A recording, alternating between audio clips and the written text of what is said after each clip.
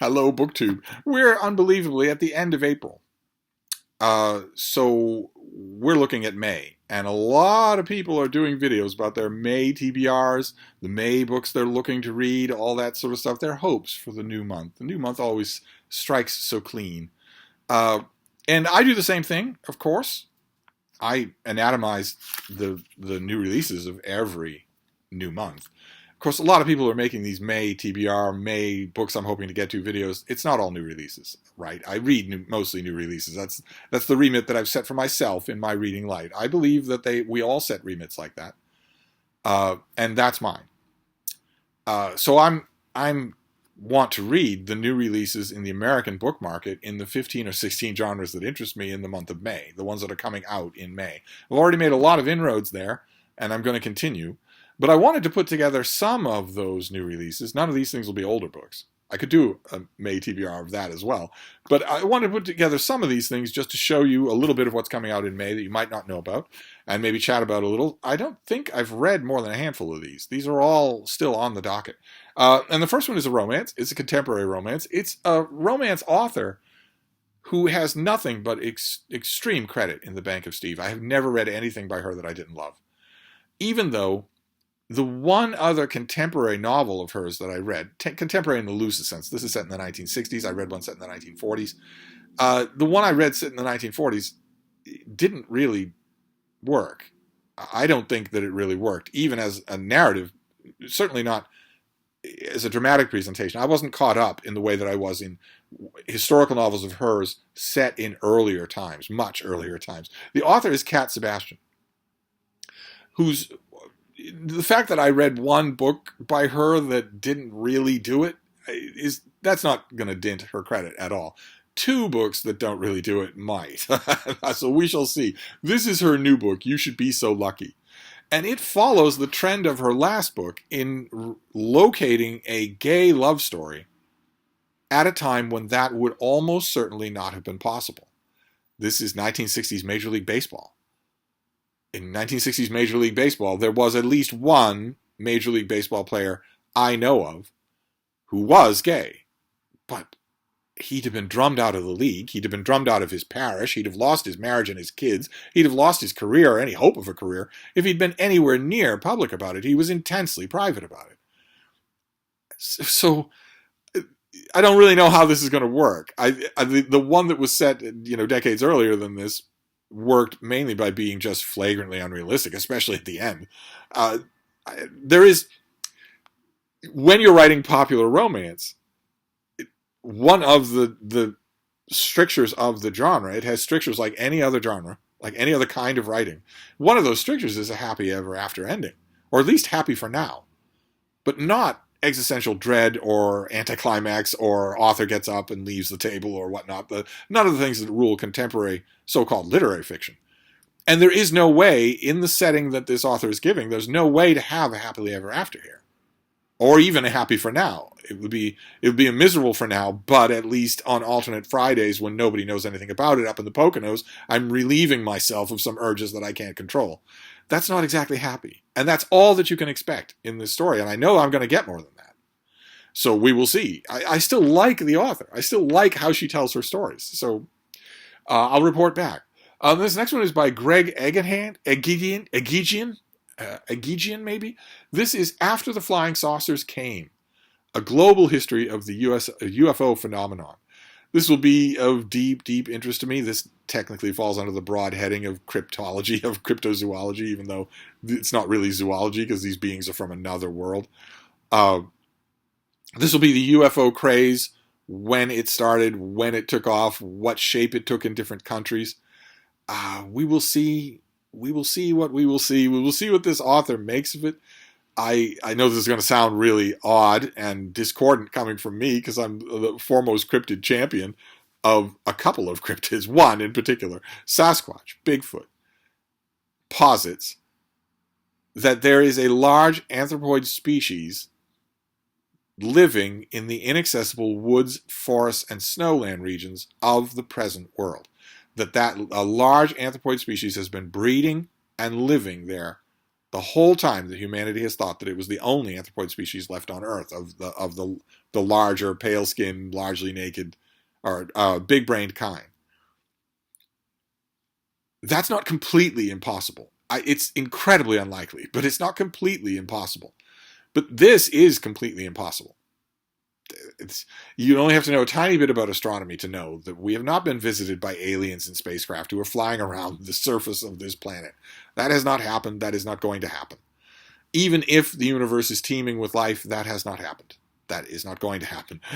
So this is a delusion, and I'll be curious to know early on if the author stakes that out, or if this is a, I want to believe type book. Then we have Adam Smith. This has come up before. This is the Bookmakers, a history of the book in 18 lives. The chapters here will be lives, various people who've had an impact on the history of the book at one point or another in 7,000 years, each one commanding a chapter as we progress the story. I don't typically like this approach to history, but I understand its popular appeal, and sometimes the authors who write these kinds of narratives are actually frustrated biographers, and so they get to work out their true genius by doing this kind of an approach to the subject. So we will see. Then this next author is very well known. May of 2024 might as well be May of 1984. It's amazing to think that some of these people are going strong after 40 years or more of publishing. May of 2024 sees Camino Ghosts, the new novel by John Grisham, who is still writing novels, still has a loyal fan base. I try to keep reading this author. I try to keep reading any author who's doing this. That's a huge thing for an author to keep writing for 50 years.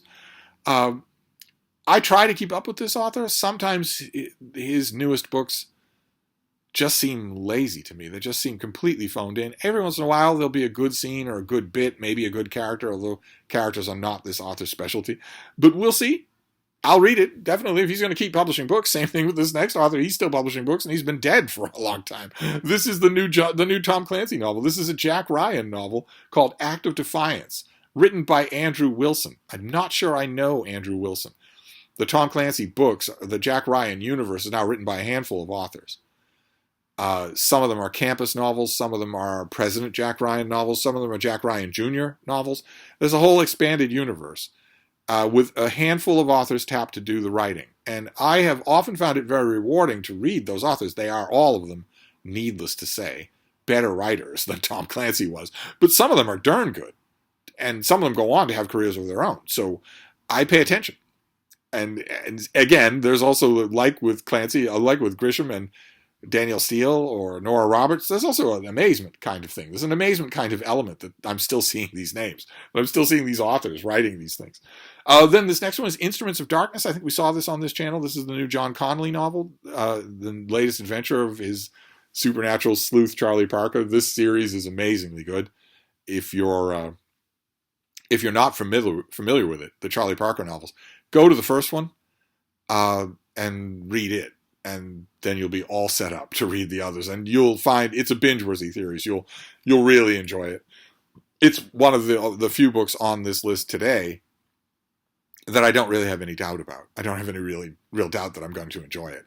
Same thing with this next one, which I've already read. This is one of the ones I've already read, and it's a given anyway. But it was really good. It was above and beyond the call. This is Mark Harmon's translation of a whole bunch of stories by Kafka. New from the Belknap Press of the Harvard University Press. A delightful, all red little hardcover that really ought to find its way into every library in the world. The translation is, by and large, far more energetic than any recent translations, with one exception.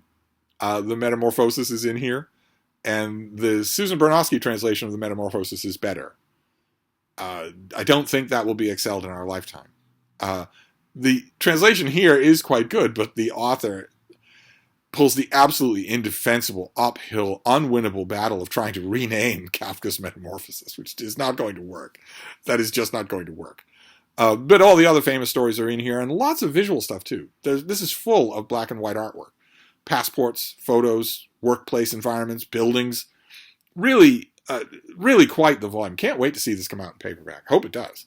Okay, then we have something that I'm going to be reading it this week, and I'm not looking forward to it, and yet I am looking forward to it. What a mystery. This is Susan Elia McNeill, and this is a Maggie Hope novel. And there you go. Any of you who know this series will know immediately now why I'm looking forward to reading this. Of course I am, because it's a great series. A fantastic series about a wonderfully memorable main character who starts off as a clerical nobody in the dawning days of World War II and gradually becomes a trusted and very capable operative, all the while remaining a three-dimensional person.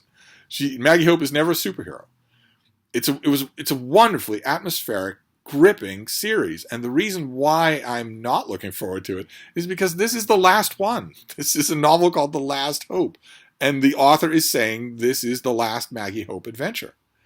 And of course, that's incredibly melancholy. I don't want this series to end when Tom Clancy is still going strong 30 years after dying. Of course, I don't want this to end, but I'm still going to enjoy revisiting all of these characters and following their latest adventures. Okay, this next one is a political book. I may not eventually end up reading this. I do have it on my docket, but that was before this person pretty thoroughly torpedoed any chance she has of being taken seriously on the national stage. Pretty thoroughly, in one of the only ways left that is bipartisan in this country. The book is No Going Back, and the figure is Kristi Noem. And she's a governor of one of the godforsaken Dakotas, and has been touted as, a vice presidential candidate for Donald Trump.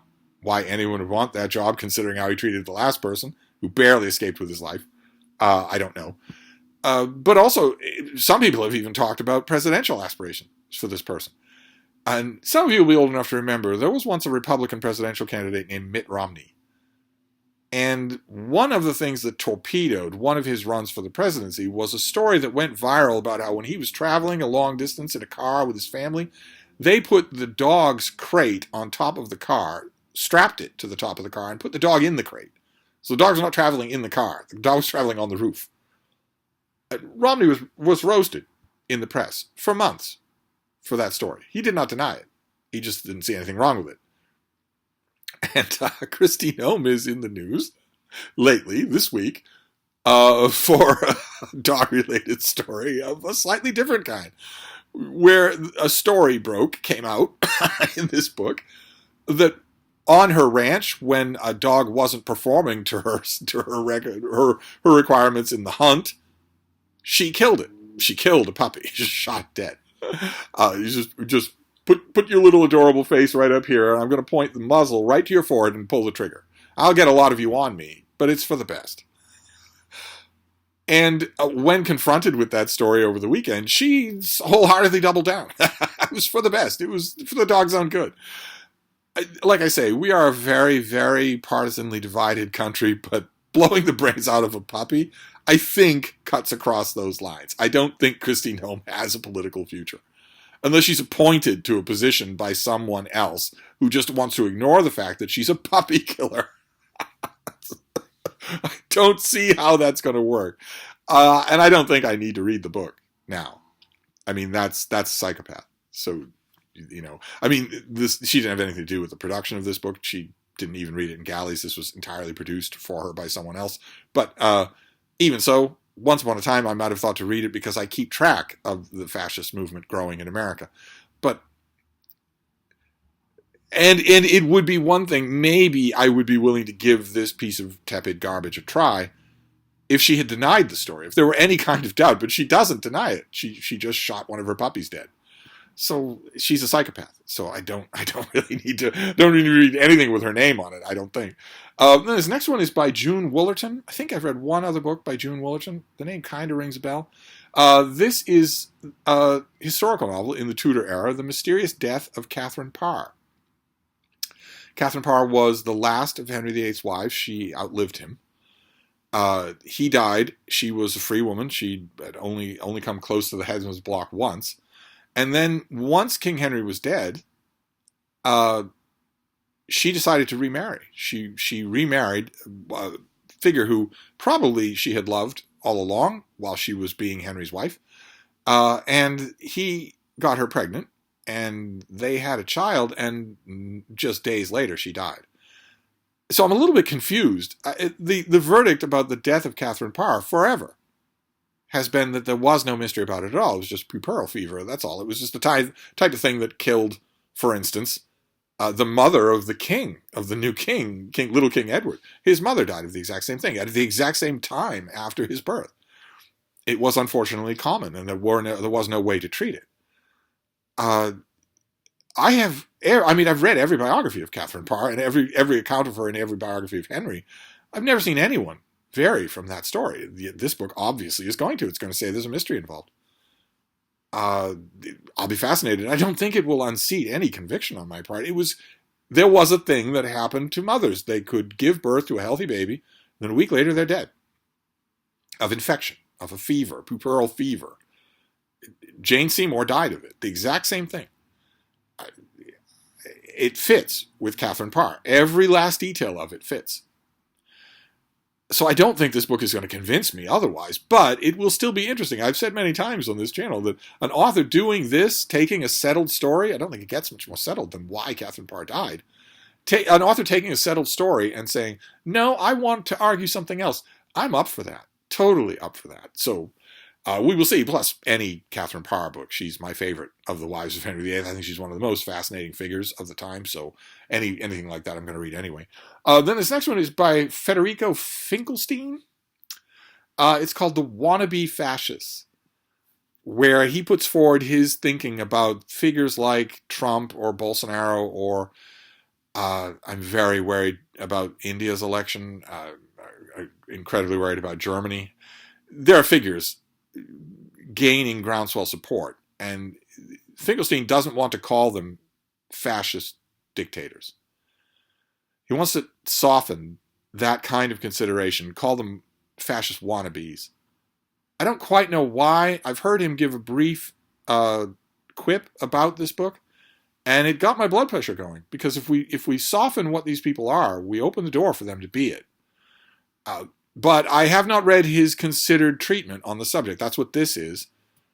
We will see. He's a mighty smart guy. A hell of a lot smarter than I am. He may be able to convince me that there is some useful distinction to be made. If it's not useful, why make it? These people want fascist control of their various countries. Why call them wannabe? Because they haven't succeeded yet? Bolsonaro's come pretty close to succeeding. All of the apparatus is already in place in India, no matter who takes power in the election. And what about Netanyahu? What is wannabe? Anyway, we will see. We will see. And then this next one, again, a callback to 50 years ago. Like we were looking at TBR for BookTube in 1984. This is Stephen King, who has a collection of short stories, You Like It Darker, with I admit, a very good cover design. Because you have an island with palm trees, but it's actually a crocodile. That's a good cover design. I don't want to be pessimistic here. I don't want to be cynical. But I think there's a good chance that the cover design will be the most well-executed thing here. Especially if these are stories drawn from The New Yorker, because I've read all of those, and they all stank. Really, really stank. I mean, freshman-level composition stank. We will see. Some of these might be, I will call them new. I don't want to call them original. But there might be new stories in here, or there might be stories that originated elsewhere, places that I don't know about. I give it a try. I give all of these things a try. All these holdovers, all the Danielle Steele and Tom Clancy and John Grisham and Stephen King, I give them all tries, because they're still writing, God bless them, in the year of our Lord, 2024. And then finally we can finish up with something that is very, very common on this channel by now. I've mentioned it many, many times. But it is a May release. So it counts for a May TBR. This is Chen Jian's biography of Zhou Enlai, a Chinese political figure of towering importance. And before this book, I would have said a fairly elusive personality. This author consults a lot of material that no other biographer has consulted. I've mentioned many times before, I don't need you to do that as a biographer. I'm mainly here for the power, the suppleness of your original thinking. But if you can do that, I will take it, definitely, especially if you think about what you're doing, instead of just saying, hey, I got there first, publish me. This is a very textured, very intelligent life. I loved it. It's not just that I've been grappling with it. I've been grappling with the text and also with the notes, the end notes and the references. But I also love it because of just how it's done. That having been said, it's not a universal recommend, because the universal recommend isn't only about what I thought of the book. It's about whether or not you'll like it. And this is a different thing. Like, for instance, what's a good example? Okay, well, a couple of years ago, Jonathan Eigg did a biography of Muhammad Ali that I praised to the skies. I praised it on this channel. I praised it in print. I praised it to all my critical brethren. And I praised it to you. I recommended it wholeheartedly. And that's because whether or not you're interested in boxing, whether or not you're interested in Muhammad Ali, that book will work for you. Almost no doubt about it at all. And there are other biographies I can say that about, but this is awful in the weeds for 20th century Chinese politics, which is incredibly important. I'm learning a lot about it. I'm now hungry to read more on this subject, and there are a couple of fairly interesting looking books coming out in 2024 to feed that hunger. But if you're not interested in that subject, I don't think this book will interest you in that subject. I don't think it will. I don't know of a book that does. There was a big book recently, or just 20 years ago, a biography of Chairman Mao. I don't think this will. So it's a qualified recommend. If you are up for a very serious, extremely detailed and textured biography of a serious, complex person at a very complex political moment in history, in other words, a hike, an undertaking. If you're up for that, there won't be many biographies this year that will excel this one. I don't think. I mean, I know we're only in April, but I doubt it. I know that the big biography season is in the autumn, so I could get bombarded. By the time October comes around, I could be saying, and like who? I could be saying that. I doubt it very much. But this is a landmark thing. It's not an easy thing to just offhandedly recommend. The Kafka volume I can offhandedly recommend to anybody. Whether it's your first introduction to Kafka or whether you've read him before in English many times, you're still going to get a lot out of that Belknap volume. This maybe not so much, but I loved it, and I'm continuing to love it. I am by no means done with this book. So there you go. That is a little bit of books that are coming out. That's a little bit of a May TBR. Because everybody else is doing TBRs for May. I wanted to do one. So there you go. I'm going to be reading all of these. The ones I haven't read already. I'm going to be reading all of them. I'm going to be reading a lot of others, too. A lot of others. I have hopes for May, as all readers do. I am sincerely hoping to pass 100 books at a canter. That's my goal. I've done, April's not over yet, but I've done extremely well for April. I am sincerely hoping to do that, to clear triple digits at a canter. In other words, I would like to clear triple digits by the 25th. We will see. We will see whether or not that happens. It's ridiculous to mention numbers in this case anyway. But that's a May TBR for you. And whether you have a BookTube channel, if you have a BookTube channel and you don't do any kind of looking forward video, I guess that's understandable because a lot of you are mood readers, so you don't have any idea what you're going to be reading for May. But if you're not a complete mood reader, if you do make some kind of plan, I would love if you to make a video on your May, what May is going to be like for you, reading-wise. And if you don't have a BookTube channel, feel free to sound off. Feel free to tell me about, in the comments or in email, tell me what you're going to be looking at in May. Also, in the comments or in email, you could indulge in my nosiness even further and tell me, what does May look like for a reading month? Not the books, but the month. Is May going to be very busy for you? Do you have an upheaval coming? Maybe moving house, like a couple of booktubers are? Maybe a medical procedure or annoying guests or anything like that? A lot of you are teachers. Will you be hanging it up in May so you get your summer? Or will you be shifting gears, maybe other programs, summer programs that you have volunteered for or will be part of? Or at your job, is your job seasonal so that you are starting May is when we ring in summer. The end of May is when we ring in summer here in the United States. If you're a seasonal thing and it depends on the season, suddenly you'll have no time at all. You'll be swamped with people. That's another aspect of what your May reading is going to be like that I would love to hear about. What does May look like for you? I look at those kinds of changing landscapes a little wistfully, since usually my landscape doesn't change at all. It's just right here. It's the fainting couch. Only two things could change that this coming summer, and we're still in spring. So one would be a huge writing project, much like the one that engulfed me last summer, that might change some of my reading. It's already affected my reading. I'm doing a huge amount of reading, just expecting that it's going to happen. And another one's very similar to that. So those things could change, but usually it's going to be just what you see here. It's going to be the new releases in the American book market in the genres that interest me. I'd love to know about you. What is your shape of May? Because we're almost there. But anyway, that's a May TBR for you. See if any of these are of interest to you. I'll wrap this up for now, and I'll be back. Thank you, BookTube.